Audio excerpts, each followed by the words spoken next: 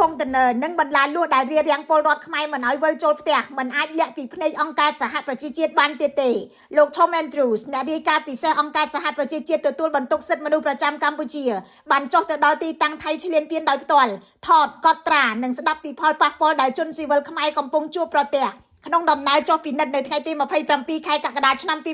2026លោក Andrews បានទៅដល់តំបន់បឹងត្រកួនស្រុកថ្មពួកខេត្តបន្ទាយមានជ័យដែលយោធាថៃបានដាក់ទូកុងតឺន័រនិងរាយបន្លាលួសចូលក្នុងទឹកដីកម្ពុជារារាំងប្រជាពលរដ្ឋខ្មែរមិនឲ្យវិលត្រឡប់ទៅលំនៅឋានរបស់ពួកគេវិញបើទោះបីជាត្រូវពឹងលើឈើច្រត់ក្នុងពេលធ្វើដំណើរក៏ដោយលោក Andrews បានប្រើទូរស័ព្ទដៃថតផ្តិតយកទិដ្ឋភាពនៅទីតាំងដោយផ្ទាល់លោកក៏បានដើរពិនិត្យតាមដងផ្លូវចូលមើលអគារដែលរងការខូចខាតមើលឃើញគ្រាប់បែករបស់យោធាថៃនិងស្ដាប់ការរៀបរាប់ពីអាជ្ញាធរអំពីផលប៉ះពាល់ដែលពលរដ្ឋកំពុងតែប្រឈម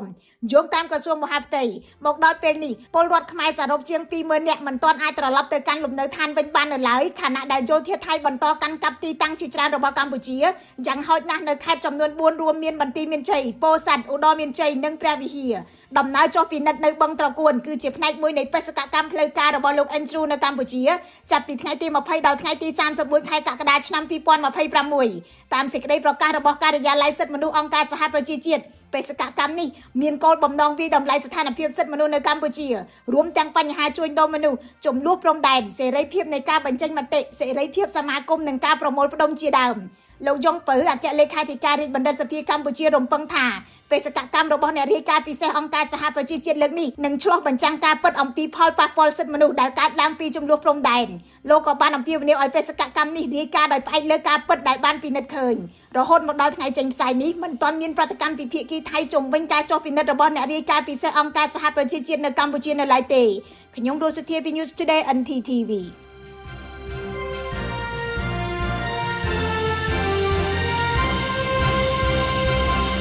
ចំណែកកូនជ្រូក AG861 ល្អសម្រាប់កូនជ្រូករានស៊ីស៊ីមិនរាកឆាប់ធំនិងការលូតលាស់លឿនមេចំណីជ្រូកសាច់ AG168 ហើយសាច់ហើយត្រគាកមិនបែកខ្លាញ់ AG Fit សាច់ចិញ្ចឹមមានសុខភាពល្អជួយបង្កើនប្រាក់ចំណេញ